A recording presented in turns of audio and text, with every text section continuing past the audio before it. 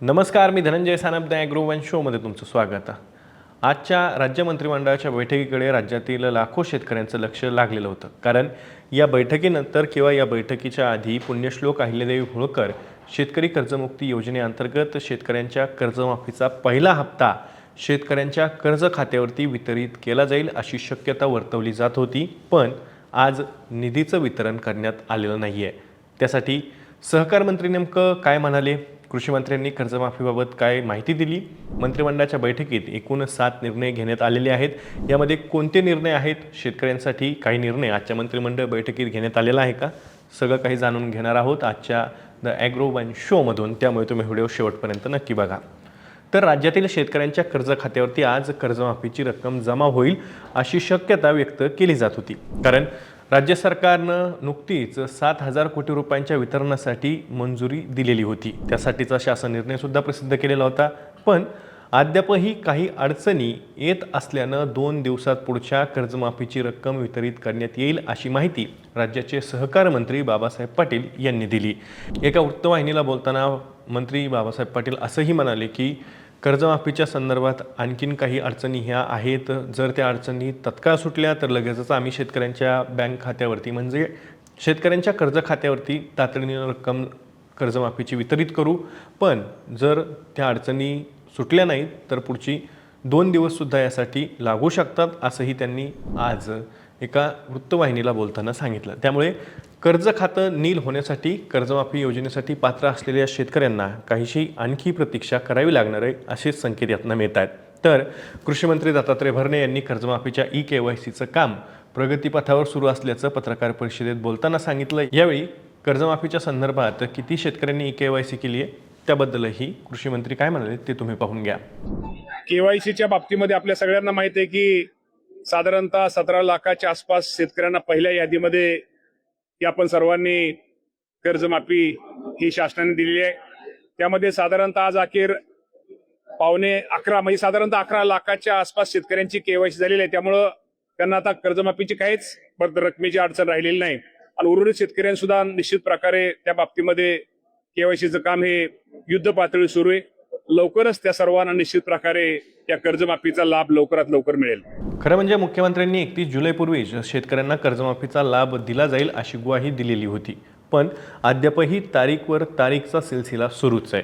राज्य सरकारच्या या ढिसाळ नियोजनामुळे मात्र शेतकऱ्यांना नवीन पीक कर्ज घेता येत नाहीये।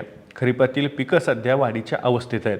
आंतरमशागतीपासून ते खत कीड नियंत्रणाच्या उपाययोजनांसाठी शेतकऱ्यांना कर्जाची गरज आहे। पण अद्यापही कर्जमाफीचं खातं नील होत नाहीये आणि त्यामुळे राज्य सरकारनं तातडीनं कर्जमाफीचा लाभ द्यावा, जेणेकरून शेतकऱ्यांना नवीन पीक कर्ज हे घेता येईल।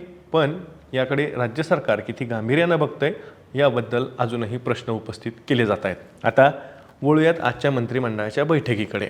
आजच्या मंत्रिमंडळाच्या बैठकीत राज्य सरकारनं गोपीनाथ मुंडे शेतकरी अपघात सुरक्षा सानुग्रह अनुदान योजनेला आणखी 3 वर्षांची मुदतवाढ देण्याचा निर्णय घेतलेला आहे। तसेच यामध्ये भूमिहीन शेतमजूर आणि महिला शेतकऱ्यांचा समावेश करण्यासही मान्यता आजच्या मंत्रिमंडळ बैठकीत देण्यात आलेली आहे। मुख्यमंत्री देवेंद्र फडणवीस यांच्या अध्यक्षतेखाली मंगळवारी म्हणजेच 4 ऑगस्ट रोजी मंत्रिमंडळाची बैठक झाली। या बैठकीत राज्य सरकारनं याबाबतच्या निर्णयांना मान्यता दिलेली आहे।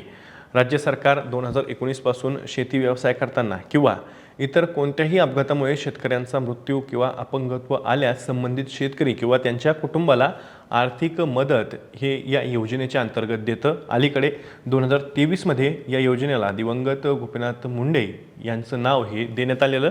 याच योजनेला राज्य सरकारनं आणखी आता 3 वर्षांची मुदतवाढ दिलेली आहे। राज्य सरकारनं अलीकडेच महिलांना शेतकऱ्यांचा दर्जा दिलेला आहे। या योजनेत भूमिहीन शेतमजूर आणि महिलांचा समावेश करण्याचा निर्णय घेण्यात आलेला आहे। त्यामुळं महिला सक्षमीकरणासाठी सुद्धा या निर्णयाचा फायदा होईल असा दावा राज्य सरकारकडून केला जातोय। एकूण जर का बघितलं तर आजच्या मंत्रिमंडळ बैठकीत 7 निर्णय सुद्धा घेण्यात आलेले आहेत। यामध्ये कृषी आणि पदुम विभागासह ऊर्जा, सामान्य प्रशासन आणि ऊर्जा विभागाच्या निर्णयांचाही सहभाग आहे। आता कोणकोणते निर्णय घेण्यात आलेले आहेत त्यावरती एक संक्षिप्तमध्ये आपण नजर टाकूयात. पहिला निर्णय आहे कृषी व पदुम विभागाचा.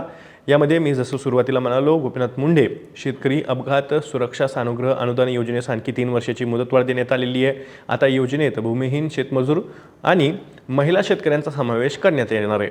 महिला शेतकरी सक्षमीकरण कायद्यामुळे त्याला दिलासासुद्धा मिळेल असंही राज्य सरकारनं सांगितलं आहे. ऊर्जा विभागाचा दुसरा निर्णय आहे. या निर्णयामध्ये मुंबई शहरातील सर्व शासकीय कार्यालयांची आणि मुंबई महानगरपालिकांची वीज देयकं बृहन्मुंबई विद्युत पुरवठा आणि परिवहन उपक्रमाच्या म्हणजेच बेस्ट उपक्रम संयुक्त बिलिंग प्रणालीद्वारे केंद्रीकृत पद्धतीनं अदा केला जाणार आहे. त्यासाठी प्रशासकीय सुधारणेसुद्धा आजच्या मंत्रिमंडळ बैठकीत मान्यता देण्यात आलेली आहे. आता तिसरा निर्णय आहे सामान्य प्रशासन विभागाचा. महाराष्ट्र राज्य माहिती आयोगात राज्य माहिती आयुक्त यांची आणखी 3 नवीन पदं निर्मितीस आजच्या मंत्रिमंडळ बैठकीत मान्यता देण्यात आली आहे. या पदांसाठी आवश्यक अधिकारी आणि कर्मचारी यांची पदं निर्माण करण्यास मान्यता देण्यात आलेली आहे. त्यानंतरचा चौथा निर्णय आहे विधी आणि न्याय विभागाचा. यामध्ये सिल्लोड जिल्हा छत्रपती संभाजीनगर येथे जिल्हा व अतिरिक्त सत्र न्यायालय तसंच सरकारी वकील कार्यालय होणार आहे. त्या अनुषंगानं न्यायिक अधिकारी आणि कर्मचारी वृंद यांची पदं मंजूर आणि त्यासाठीच्या आर्थिक तरतुदीसही मान्यता देण्यात आलेली आहे. त्यानंतरचा पुढचा निर्णय विधी आणि न्याय विभागाचाच आहे. चांदवड जिल्हा नाशिक येथे सुद्धा वरिष्ठ स्तर दिवाणी न्यायालय होणार आहे. त्यासाठी आवश्यक पद निर्मितीस खर्चाच्या तरतुदीस आजच्या मंत्रिमंडळ बैठकीत निर्णय देण्यात आलेला आहे. त्यानंतर विधी आणि न्याय विभागाचा पुढचा निर्णय किनवट जिल्हा नांदेड येथे जिल्हा व अतिरिक्त सत्र न्यायालय सरकारी वकील कार्यालय आणि वरिष्ठ स्तर दिवाणी न्यायालय होणार आहे. या न्यायालयांसाठी आवश्यक न्यायिक अधिकारी आणि कर्मचारी यांची पदं त्यासाठीच्या खर्चाच्या तरतुदीस आजच्या मंत्रिमंडळ बैठकीत मान्यता देण्यात आलेली आहे. त्यानंतर पुढचा निर्णयसुद्धा विधी व न्याय विभागाचाच आहे.